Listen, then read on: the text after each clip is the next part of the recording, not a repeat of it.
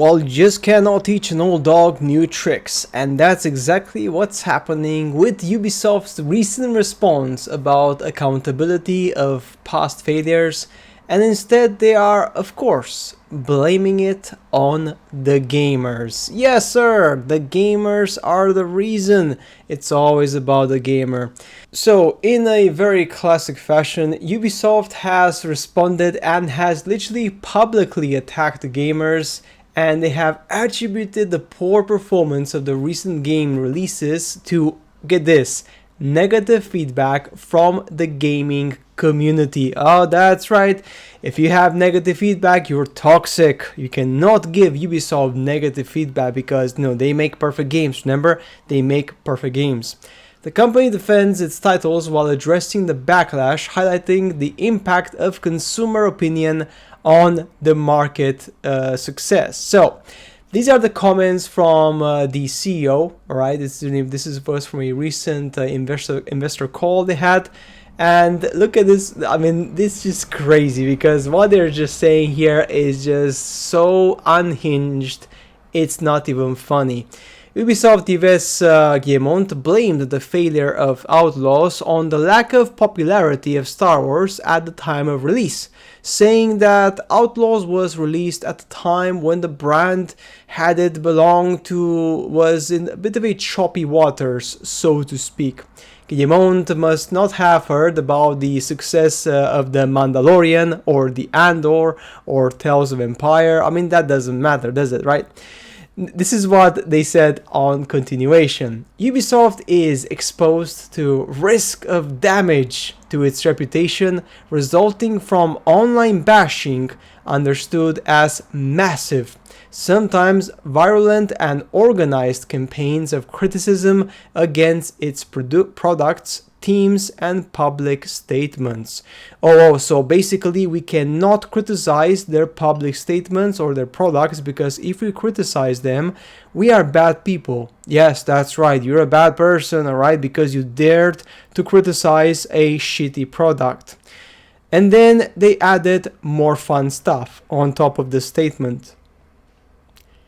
These campaigns may occur on social media, content distribution platforms, or certain specialized media, particularly following strategic decisions, technical issues affecting games, or statements perceived as controversial by certain segments of the public.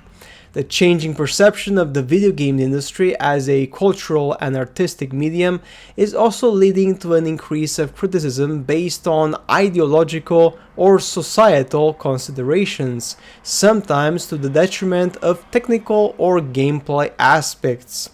Right, I mean, this just one statement is crazy because they're saying that when there's certain effectively changes or certain problems with the game, like technical issues which affect the game, or other stuff, or strategical decisions, which is basically like we're gonna fire a bunch of people or stuff like that, and then people obviously react to this in a negative way. I mean, what do you expect, Ubisoft? Like, do you expect people to applaud? Do you expect people to just say, "Oh, great stuff, Ubisoft! You did an awesome job with ruining that game"? I mean, those like frames is drop were just gold. I just love when my frames drop in my game because I just feel so satisfied during stuttering. I mean, it just makes my life complete, like finishing my work, coming home, starting my game, and then just stutter after stutter of 15 to 30 to 45 to 15 to 60 to 40 to 30. I mean, that is just gold. I mean, that's what I live for the stutter of games, right? I mean, that's gold. That's the standard we should aim for. A very unbalanced game which has tons of problems, because otherwise the creators of the game might get offended and they might cry in their corner. So we just have to suck it up and just accept the slop, because otherwise we're the bad people. This is effectively what Ubisoft is telling you. I mean, let's just not beat around the bush here, okay? Let's be honest. This is absolutely pathetic. Ubisoft was unable to recognize, maybe, just maybe, that the game they have released themselves, they were not that good enough to warrant a lot of praise and have a lot of sales. I mean, do you guys remember the state of Star Wars Outlaws on release? I remember it because I was watching streamers at that during that weekend, right? And these streamers, they were shouting and complaining because it has some glitches which were absolutely pathetic, like the animation sometimes, like being teleported randomly, like getting stuck, some glitches in the animations, like troopers just not recognizing you, you're literally shooting them and then you hide very quickly and then they lose sight of you. Like also the AI was really bad, so it wasn't just like technical issues, it was even the coding of the game, like some of the gameplay mechanics were so bad. Like for example, you could not carry a freaking weapon on your back while going on a ladder. You would drop the weapon when going on the ladder because, you know, the character was not coded enough by someone to say, hey, if you go on the ladder, make sure to put the weapon on your back and not drop it. Like something as basic as that took weeks to patch in, to make sure that, oh, well, yeah, you know, of course, I mean, common sense, right? If you grab a weapon from the floor and you want to go up, I mean, that was in Uncharted, my friends. That was in freaking Uncharted, right? Now, Uncharted, from the beginning, you grab a weapon from the floor and you climb a ladder, the weapon is on your back.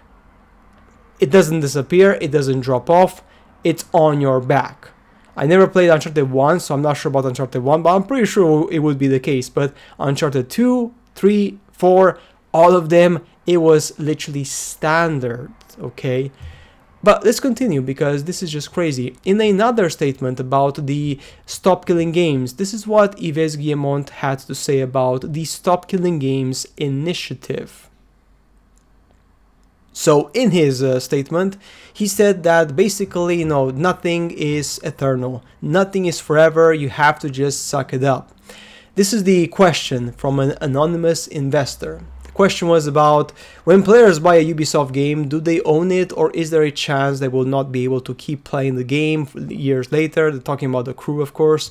Regarding the petition, we operate in a market, and whenever we release a game, we provide a lot of support for the game.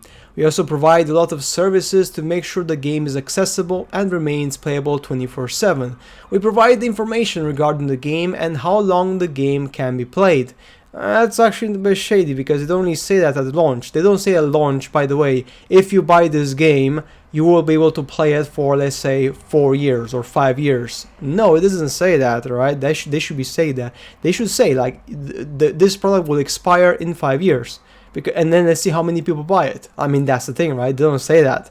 Players and buyers are forewarned that eventually the game may be discontinued.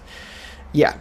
And then there was a €1 fee proposed for all buyers of the game to move to the Crew 2. €1, it's not a whole lot of money to be able to continue playing the game. And we also announced that the Crew 2 would be made available offline in the future so that players could continue the game and play it.